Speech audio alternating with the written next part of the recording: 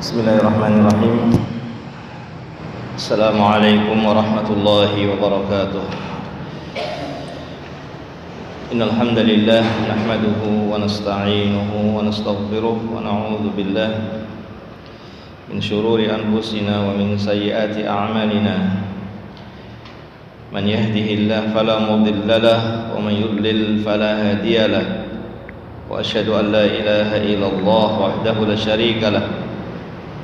وأشهد أن محمدا عبده ورسوله يا أيها الذين آمنوا اتقوا الله حق تقاته ولا تموتن إلا وأنتم مسلمون يا أيها الناس اتقوا ربكم الذي خلقكم من نفس واحدة وخلق منها زوجها وبث منهما رجالا كثيرا ونساء واتقوا الله الذي تساءلون به والأرحام إن الله كان عليكم رقيبا يا أيها الذين آمنوا اتقوا الله وقولوا قولا سديدا يصلح لكم أعمالكم ويغفر لكم ذنوبكم ومن يطع الله ورسوله فقد فاز فوزا عظيما أما بعد فإن أصدق الحديث كتاب الله وخير الهدي هدي محمد صلى الله عليه وسلم وشر الأمور محدثاتها فإن كل محدثة بدعة وكل بدعة ضلالة وكل ضلالة في النار. Ma'asyiral muslimat rahimani wa rahimakumullah. Ibu-ibu yang dirahmati Allah Subhanahu wa taala, kita panjatkan pujian kita kepada Allah dengan ucapan kita alhamdulillah. Alhamdulillah atas kebaikan-kebaikan yang Allah karuniakan kepada hamba-hambanya. Kebaikan-kebaikan yang sangat banyak yang tidak pernah berhenti. Dan pada siang hari ini kita termasuk dari hamba-hamba Allah yang mendapatkan kebaikan yang besar tersebut, karena kita dikumpulkan oleh Allah di majelis ilmu, satu-satunya majelis yang dihadiri oleh para malaikat, majelis ilmu, majelis zikir, majelis salat berjamaah dan yang semisalnya. Berbeda dengan majelis-majelis yang lainnya yang mungkin bahkan dihadiri oleh para tokoh misalnya, tetapi bukan untuk menuntut ilmu, bukan untuk berzikir kepada Allah Subhanahu wa taala, maka tidak dihadiri oleh para malaikat.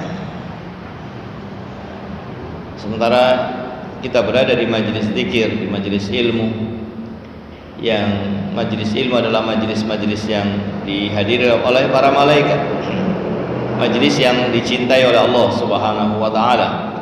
Oleh karena itu kita bersyukur kepada Allah atas nikmat ini dan kita memohon kepada Allah Subhanahu wa taala mudah-mudahan majelis kita pada siang hari ini Allah jadikan sebagai majelis yang diberkahi olehnya. Amin. Ibu-ibu yang rahmat Allah Subhanahu wa taala, kita masih dalam pembahasan dari kitab Aqidah Ahlussunnah wal Jamaah, mafhumuha, khasaisuha, khasaisu ahliha. Ya, kitab Aqidah Ahlussunnah wal Jamaah terkait dengan maksudnya dan keistimewaannya, dan juga keistimewaan dari orang-orang yang berada di dalamnya atau berada di atas jalan tersebut. Sebuah karya yang diberi pengantar oleh ulama besar Syekh Abdul Aziz bin Abdullah bin Baz rahimahullah, dan kitab ini ditulis oleh Syekh Muhammad bin Ibrahim Al-Hamid. Dan kita masuk pada atau masih pada pembahasan tentang keistimewaan orang-orang yang berjalan di atas jalan Ahlus Sunnah wal Jamaah. Di antara keistimewaannya disebutkan di dalam kitab ini, yang keistimewaan ini sebagaimana telah kita sampaikan beberapa kali, bahwa keistimewaan yang paling besar, yang paling nampak adalah bahwa Ahlus Sunnah wal Jamaah adalah orang-orang yang mengikuti Rasulullah SAW, bersandar atau mengambil sumber keyakinannya, ibadahnya dari Al-Quran dan As-Sunnah. Makanya dakwah kepada La ilaha illallah Muhammadur Rasulullah ini menjadi dakwah yang harus didahulukan, sehingga betul-betul tertanam pada diri kita bahwa agama kita itu dibangun di atas keikhlasan dan di atas mengikuti Rasul. Ini agama kita. Agama kita itu adalah agama yang dibangun di atas keikhlasan dan di atas mengikuti Rasul Sallallahu Alaihi Wasallam. Kalau tidak ikhlas, ya tidak diterima. Kalau tidak mengikuti Rasul juga tidak diterima. Sampai ikhlas dan mengikuti Rasul. Sehingga ikhlas, begitu pula tauhid menjadi satu hal yang paling pertama dan paling utama. Di samping juga mengikuti Rasul Sallallahu Alaihi Wasallam. Ketika mengikuti Rasul tapi tidak di atas tauhid, ya tidak ada artinya. Tidak bisa berdiri sendiri selain tauhid. Kalau tauhid mungkin masih bisa berdiri sendiri. Artinya orang bisa masuk surga meskipun hanya membawa tauhid saja. Meskipun hanya membawa tauhid saja. Makanya ada hadis yang namanya hadis bitaqah. Yaitu orang yang nanti pada hari kiamat diperlihatkan seluruh catatan amalannya semuanya jelek. Tidak membawa kebaikan satupun kecuali apa yang tertulis dalam satu tulisan kecil, yaitu tertulis La ilaha illallah Muhammadur Rasulullah, atau tertulis asyhadu an la ilaha illallah wa asyhadu anna Muhammadar Rasulullah. Hanya itu saja. Dan ternyata masuk surga. Ternyata seluruh catatan-catatan yang jelek ketika ditaruh di anak timbangan dan catatan yang kecil yang bertuliskan la ilaha illallah atau bertuliskan asyhadu an la ilaha illallah wa asyhadu anna Muhammadar Rasulullah itu lebih berat dari yang lainnya, sehingga dia masuk surga. Tapi yang lainnya nggak bisa berdiri tanpa tauhid. Salat tidak bisa berdiri tanpa tauhid. Tanpa tauhid salat tidak dianggap sebagai salat.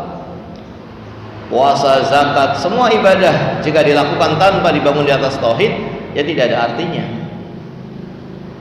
Maka tauhid, ikhlas dan mengikuti Rasul hendaknya menjadi sesuatu yang disampaikan, yang disebarkan, difahami oleh kaum muslimin.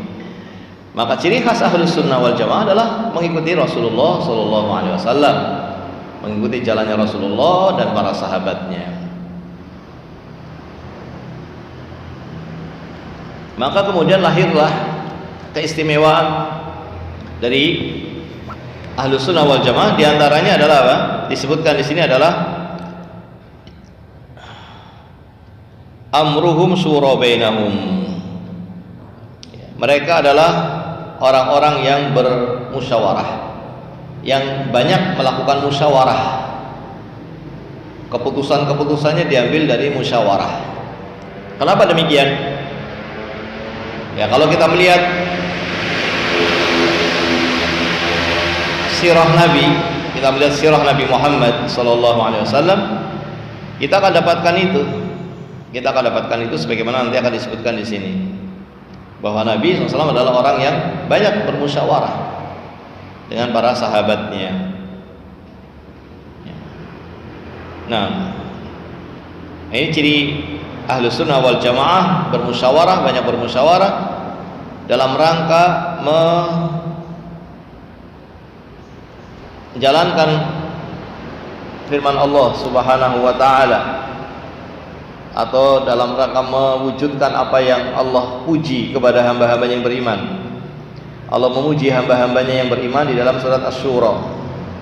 Sampai suratnya saja namanya Asy-Syura. Syura itu artinya musyawarah. Ya. Jadi karena pentingnya musyawarah ini, sampai ada ayat yang namanya syura, ya, yang itu diambil dari bahasa Arab yang dari masdar, ya,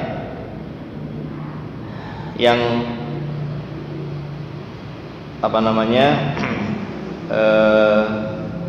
bisa masdarnya itu bisa syura, bisa juga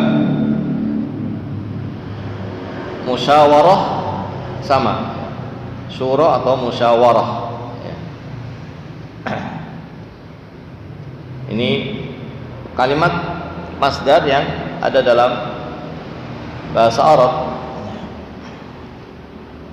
Bisa masdarnya adalah syura, bisa musyawarah. Dan ini sesuatu yang dipuji oleh Allah pada orang-orang yang beriman, sebagaimana disebutkan oleh mu'allif rahimahullahu taala dalam surat Asy-Syura ini, yaitu Allah mengatakan wa amruhum syura bainahum musbitan ala ibadihi al-musniyan ala ibadihi al-mu'minin. Allah memuji hamba-hambanya yang beriman bahwa mereka diantara sifatnya adalah melakukan musyawarah diantara mereka. Nah, wa hada yashmul umurahum ad-diniyah wad-dunyawiyah al-khassa wal 'amah. Bahkan di sini ya, mencakup urusan bukan hanya agama tapi juga urusan dunia, juga mencakup urusan khusus maupun urusan bersama kaum muslimin, urusan sendiri ataupun urusan bersama kaum muslimin ya. Nah, wa kadzalika amara subhanahu nabiyahu sallallahu alaihi wasallam ma'a wufuri aqlihi wa sadad ra'yihi bisyura. Dan begitu pula Allah memerintahkan Nabi Muhammad sallallahu alaihi wasallam dalam keadaan beliau adalah orang yang paling matang akalnya, paling sempurna akalnya, paling bagus ya, pandangannya, paling jauh pandangannya. Namun beliau memerintahkan untuk apa? Bermusyawarah dengan para sahabatnya. Allah memerintahkan nabinya wasyawirhum fil amri dalam surat Ali Imran ayat 159. Dan bermusyawarahlah dengan mereka para sahabat, dan bermusyawarahlah engkau wahai Muhammad dengan mereka dalam urusan sifatnya umum, urusan agama, dunia ya. Yang terkait dengan agama, terkait dengan dunia, terkait dengan pribadi, terkait dengan keumuman orang ya. Padahal Nabi SAW siapa Nabi itu? Nabi pemimpin. Nabi adalah seorang pemimpin, bahkan seorang Rasul. Tidak ada lagi sosok yang seperti Nabi ya. Ya Rasul, ya pemimpin, ya penguasa, ya pengajar bagi para sahabatnya ya. Namun ternyata Allah memerintahkan kepada beliau untuk bermusyawarah. Wa kana Nabi sallallahu alaihi wasallam katsiral musyawarah li ashabihi. Dan dahulu Nabi SAW adalah orang yang banyak bermusyawarah dengan para sahabatnya. Wa kana ashabuhu radhiyallahu anhum yatasyawarun fima bainahum. Begitu pula para sahabat adalah orang-orang yang bermusyawarah antara satu dengan yang lainnya, saling bermusyawarah di antara mereka. Lidzalika ahlus sunnah aktsarun nas syura.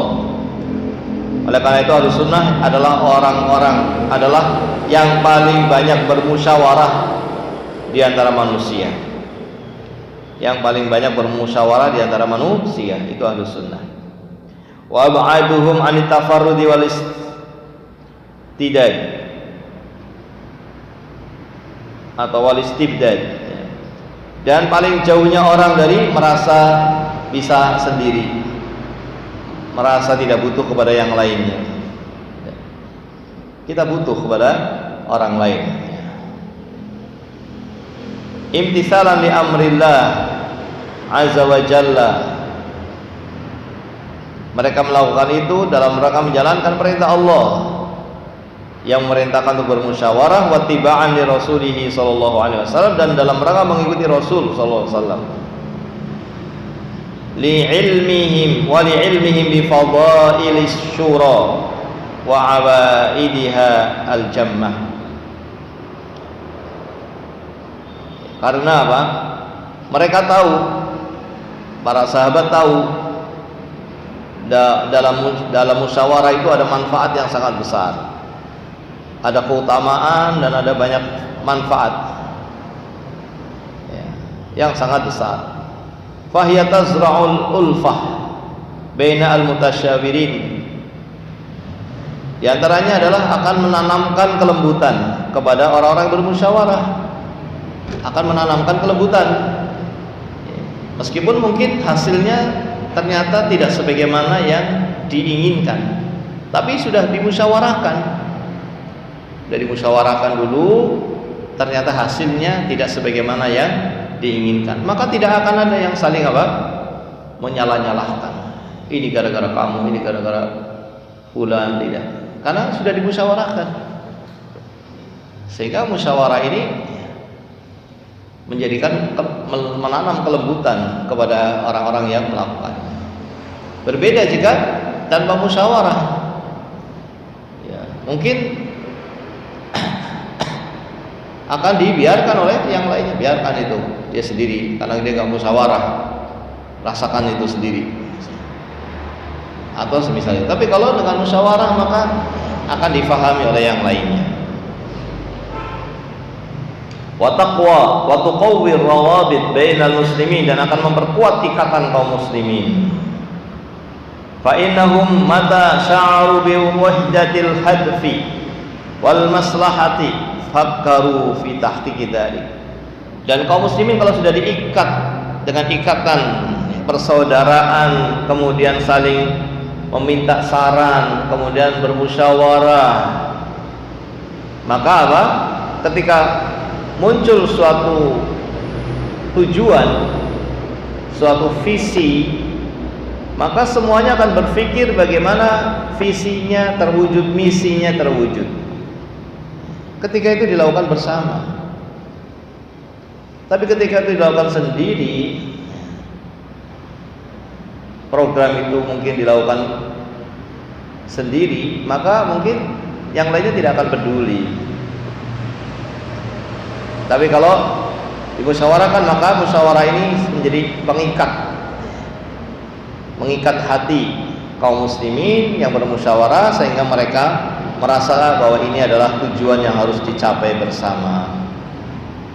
Ini tujuan yang harus dicapai bersama. Nah,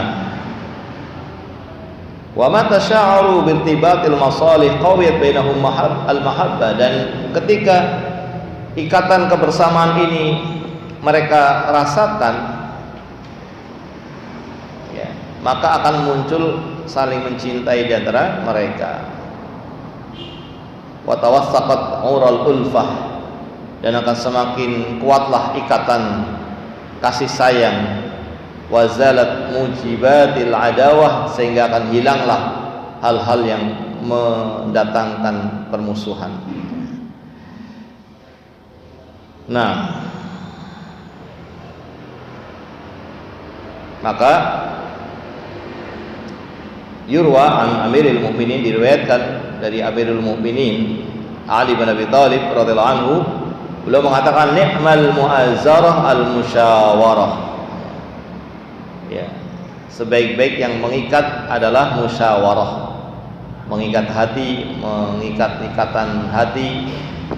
Nah, summa inna ra'yal wahid ya'tari ma ya'tari minan naqs wal khata'.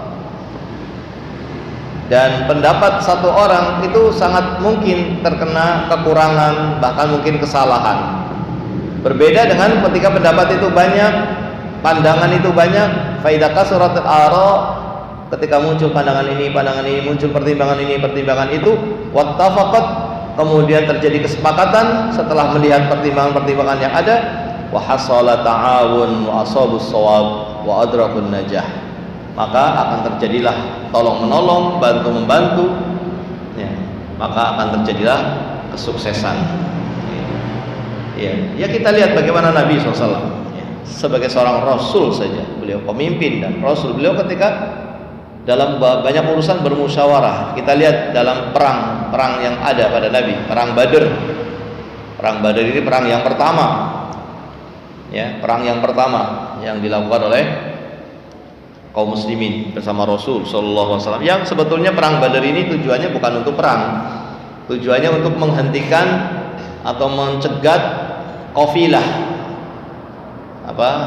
rombongan dagang yang membawa dagangan orang-orang Quraisy. Karena hartanya kaum muslimin ketika mereka meninggalkan kota Madinah,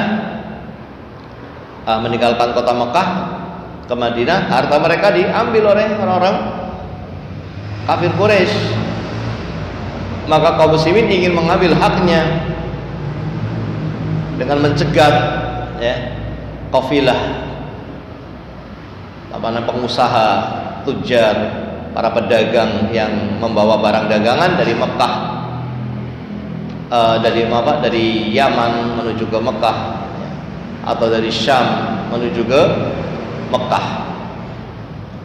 Namun sebelum dicegat, telah terdengar berita ini sampai ke Mekah, maka kemudian mereka tidak membiarkan ada pencegatan itu, dan mereka membawa pasukan yang sangat besar. Maka mau tidak mau akhirnya terjadilah peperangan, dan Allah menangkan kaum muslimin dalam perang tersebut. Bahkan tokoh-tokoh kafir, kaum orang-orang Quraisy, banyak yang mati. Tokoh-tokoh Quraisy, petinggi-petinggi Quraisy mati pada perang ini. Kemenangan Allah berikan kepada kaum muslimin, Allah berikan kemenangan kepada kebenaran. Nah, di situ ada musyawarah, yaitu ketika ingin membuat posko, atau membuat tenda sebagai tempat pusat komando. Nabi SAW membuat semacam tenda, bangunan, untuk beliau berada di situ mengatur peperangan. Maka ada salah seorang sahabat yang saya lupa namanya, beliau mengatakan, apakah engkau membuat ini ya Rasulullah sebagai pos pemimpin? Apakah engkau membuat di sini atas ide engkau sendiri pribadi, ataukah ini wahyu dari Allah? Nabi SAW mengatakan, bahkan ini adalah ide saya, ini adalah taktik saya sendiri, datang dari saya, bukan dari wahyu. Maka sahabat tadi mengatakan, ya Rasulullah, seandainya engkau membikinnya di dekat sumur yang ada di Badar, jika engkau membuat kemah ini, pusat komando ini di dekat sumur, itu kayak nampaknya bisa lebih bagus ya Rasulullah. Kenapa? Ya karena air itu sesuatu yang sangat dibutuhkan dalam perang.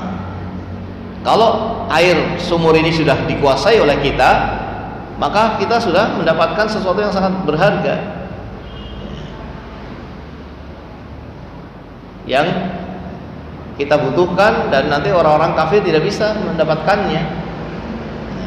Maka kemudian Nabi melihat ini pandangan yang bagus dan diterima, dan kemudian menjadi sebab kemenangan.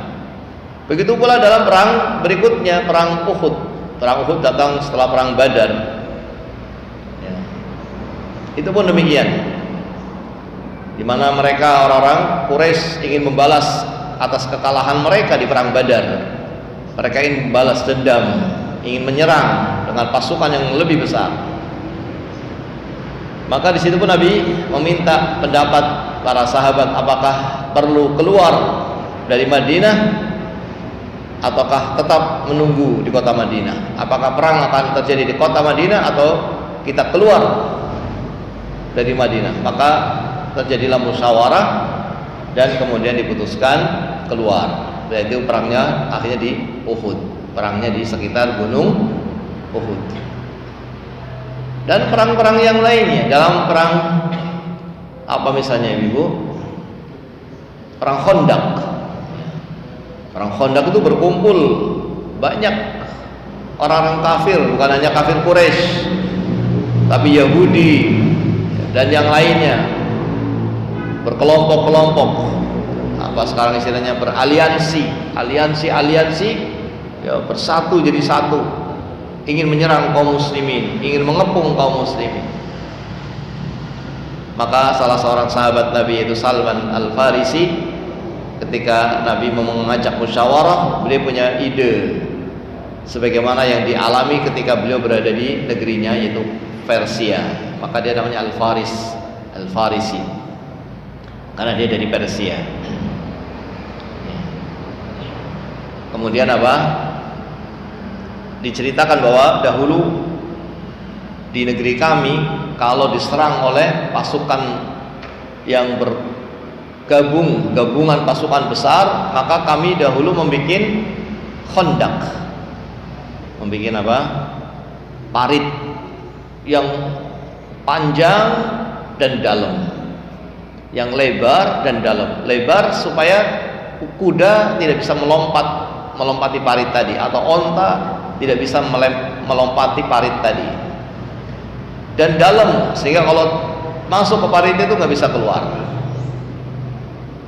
Maka Nabi pun menerima pandangan tadi, sehingga akhirnya kemenangan berada pada kaum muslimin setelah Nabi bermusyawarah dengan para sahabatnya dalam urusan ini. Ya, lihat bagaimana hasil dari musyawarah membuat kemanfaatan yang sangat besar, sangat banyak. Lida, oleh karena itu dikatakan dalam kitab ini, lida fa ahlus sunnah wal jamaah amruhum syura bainahum. Sifat mereka adalah bermusyawarah di antara mereka. Fahum yatasyawarun fima bainahum fima yanubuhum min nawaib. Mereka bermusyawarah siapa yang akan mewakili fulan, siapa yang menggantikan fulan, siapa yang menjadi pemimpin. Musyawarah. Ya. Ya, ini bukan demokrasi ya. Musyawarah itu beda dengan demokrasi. Demokrasi kan suara terbanyak ya. Sehingga suara terbanyak seperti Tuhan menjadi keputusan, tidak melihat benar atau salah ya. Suara terbanyak yang melihat yang banyaknya siapa. Kalau yang banyaknya orang baik, alhamdulillah jadi baik. Tapi kalau yang banyaknya orang yang tidak baik, suara terbanyak dari orang yang tidak baik, ya jadinya tidak baik. Maka beda ya antara musyawarah dengan demokrasi. Demokrasi tidak ada dalam agama kita, sehingga keputusan pada suara terbanyak tidak. Tapi keputusan dengan musyawarah dari orang-orang yang memang berakal. Maka yang bermusyawarah pun ya, orang-orang pilihan yang memang berhak, yang memang punya pengalaman, punya keahlian, punya pandangan yang bagus, yang barangkali lebih muda usianya, tidak mengapa kalau memang dia punya keahlian, sehingga diterima meskipun datangnya dari orang yang usianya masih muda. Ini meskipun dia pemimpin, dia terima pendapat dari orang yang di bawahnya. Atau mungkin dia pemimpin di rumah tangga, ya dia menerima juga pendapat dari wanita karena pandangannya yang bagus dalam beberapa masalah misalnya. Atau bahkan kadang harus menerima pandangan anak ya, mungkin saja. Sehingga di situ ketika ada musyawarah ya insyaallah yang menjadi sebab kebaikan, meskipun mungkin tidak berhasil apa yang diinginkan atau tidak sebagaimana yang dibayangkan terjadinya, tapi kalau dilakukan dengan musyawarah maka bisa jadi itu jadi hal yang baik. Namun tidak semuanya juga ya, ada hal-hal yang ya memang itu haknya suami, misalnya memberi nama anak ya, itu haknya suami, haknya bapak. Jadi kadang ibu ya harus terima, oh bapaknya mau namanya itu. Tapi kalau mau musyawarah ya mungkin lebih bagus juga. tapi tidak harus. Ya. Karena kadang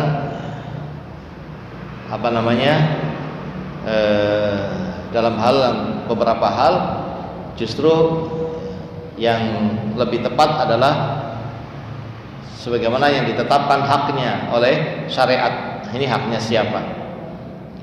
Sehingga kalau sudah ada syariat, ya maka yang dijadikan keputusan sebagaimana syariat. Ada hal-hal yang memang perlu dimusyawarahkan, ada hal juga yang mungkin tidak perlu ketika nanti justru akan menyelisih syariat. Sehingga rambu-rambu syariat pun tetap dipakai. Ala kulli hal, ibu-ibu rahmati Allah Subhanahu wa taala, secara umum ya ini sesuatu yang disyariatkan. Bahkan jumhur ulama mengatakan wajib. Ya, musyawarah ini wajib dalam beberapa keadaan. Ya, sehingga seorang yang dianggap mampu untuk diajak musyawarah dan dia memang mampu, ketika dia memberikan arahan dalam musyawarah tersebut, maka itu adalah amanah. Itu adalah amanah. Tidak boleh dia justru berpendapat dengan pendapat yang itu akan bermadharat. Dia ngerti bahwa ini yang bagus adalah dengan melakukan A, tapi dia sedang ada masalah barangkali, sehingga kemudian dia justru malah menunjukkan sesuatu yang bermadharat. Dia malah berpendapat B, padahal dia tahu bahwa ini akan bermadharat lebih besar. Maka tidak boleh seperti itu. Orang yang diajak bermusyawarah karena dianggap punya pandangan yang bagus, maka dia harus berusaha untuk menyampaikan yang terbagus untuk suatu kemaslahatan. Tidak boleh dia malah sebaliknya. Ini amanah. Ini adalah amanah yang harus dia sampaikan dengan benar. Kalau dia justru melakukan hal yang sebaliknya, maka dia telah berkhianat. Ya. Makanya juga ketika kita sedang dalam keadaan tidak nyaman, mungkin kita jangan ikut, ya. Atau mungkin kita jangan berpendapat dulu. Atau ketika kita terburu-buru, ya. Ketika kita sedang terburu-buru mau segera pergi, maka ketika diminta pendapat jangan kita jawab dulu, karena kalau waktu yang dikasih hanya sebentar, kita mau segera pergi, mungkin akan muncul pandangan yang pendek, ya. Muncul pandangan yang pendek, yang tidak jauh, sehingga tidak tepat saat itu kita berpendapat. Atau kita sedang ada banyak masalah, sehingga kita pandangannya didorong oleh kemarahan, oleh emosi. Nah, ini juga harus perhatikan, karena menyampaikan pendapat ini amanah. Menyampaikan pendapat ini adalah suatu amanah yang dia harus menyampaikannya dengan pertimbangan yang benar. Baik. Wa ma yanzilu bihi min nawazil afradan kanu aw jama'at. Begitu pula dalam hal-hal yang sifatnya umum, ya. Terjadi masalah yang sifatnya umum mengenai banyak orang, ya, maka di sini kita lebih hati-hati jawabannya. Jawabannya kita lebih hati-hati karena ini terkait dengan banyak orang, sehingga ya, tidak setiap orang bisa menjawab atau memberikan pendapat ketika masalahnya terkait dengan banyak orang, terkait dengan penduduk negeri ini, misalnya terkait dengan satu desa. Maka di sini pendapat harus lebih hati-hati dan tidak, ya, berpendapat kecuali memang betul-betul ahlinya. Fayufidu ba'duhum min ba'din. Maka ketika ada musyawarah saling memberikan manfaat sebagian dengan sebagian yang lainnya. Wa ya'khudhu ba'duhum min ba'd, dan akan mengambil manfaat, akan memberikan manfaat dan mengambil manfaat. Fatahaqqaqa bidzalikal masalih, maka terwujudlah kemaslahatan. Wa tudra'u al mafasid, dan hilanglah kemadharatan. Wa yahsul ridha Rabb, dan akan mendapatkan keridhaan Allah Subhanahu wa taala. Dan di sisi lain juga wattiba'u an-nabi sallallahu alaihi wasallam, dan dengan cara ini pula kita telah mengikuti Rasulullah sallallahu alaihi wasallam. Bi khilafil ladina dhahabat bihim khayalat al-ghurur, ya, kullun madhhab fa taddu bi anfusihim akthar min al-lazim falam yar'au lisyura haqqaha wa lam yuqaddiruha qadraha fama aktsaru khata ahum wa ma aqalla shawabahum wa ma aqallu shawabahum. Nah, berbeda dengan mereka yang tidak mau menerima pandangan orang, merasa paling luas pandangannya, ya, tidak menganggap penting musyawarah, maka akhirnya dia justru memunculkan pandangan-pandangan yang bisa bermadharat, dan dia akan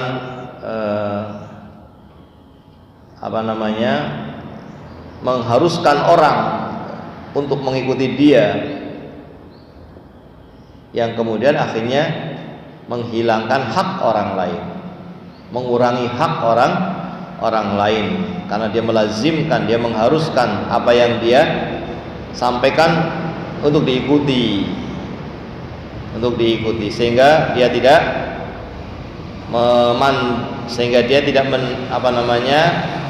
tidak menganggap bahwa musyawarah adalah sesuatu yang besar, bahwa musyawarah adalah sesuatu yang diperintah, bahwa musyawarah adalah bagian dari syariat Islam. Maka ini sangat mungkin akan menyebabkan munculnya berbagai kesalahan. Betapa banyak kesalahan akibat pandangan pribadi, akibat keputusan pribadi yang dipaksakan kepada yang lainnya. Maka ini menjadi hal yang perlu diperhatikan oleh Ahlus Sunnah wal Jamaah untuk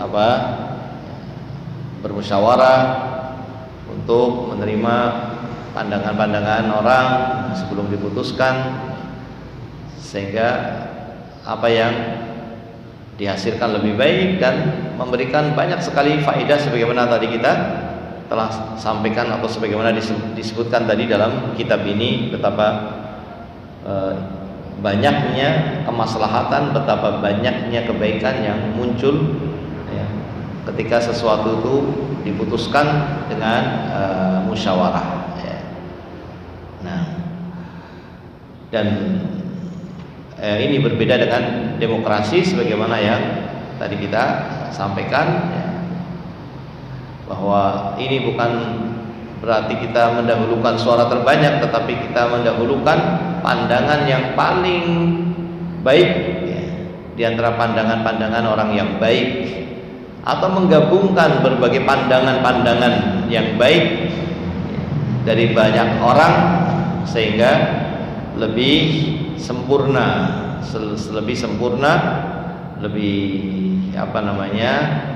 menyelesaikan dengan cara yang lebih baik. Meskipun nanti seandainya hasilnya tidak sebagaimana yang diinginkan atau, ya, berbeda dengan yang diinginkan, maka ini pun tidak akan membuat masalah baru, tapi tetap akan solid, karena memang itu hasil dari musyawarah, akan tetap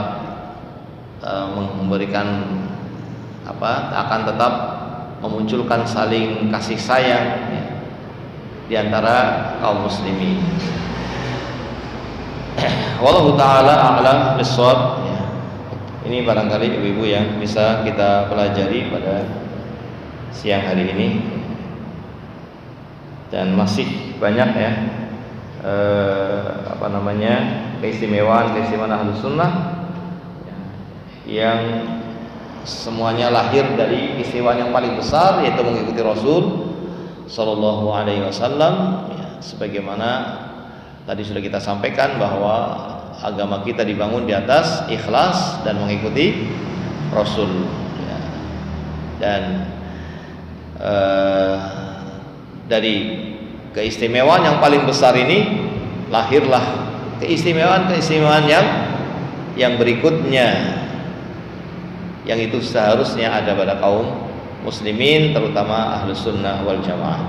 Mudah-mudahan Allah Subhanahu wa taala memberikan taufiknya kepada kita untuk kita bisa mengikuti suri tauladan kita, untuk kita bisa mencontoh suri tauladan kita, untuk kita bisa beribadah kepada Allah sebagaimana yang dicontohkan oleh Rasulullah Sallallahu Alaihi Wasallam, dan kita melakukannya dengan ikhlas sehingga menjadi satu amal soleh yang diterima oleh Allah Subhanahu wa taala. Dan mudah-mudahan Allah mengampuni dosa-dosa kita semuanya, dosa-dosa kedua orang tua kita, dan dosa-dosa seluruh kaum muslimin, baik yang masih hidup maupun yang telah meninggal dunia.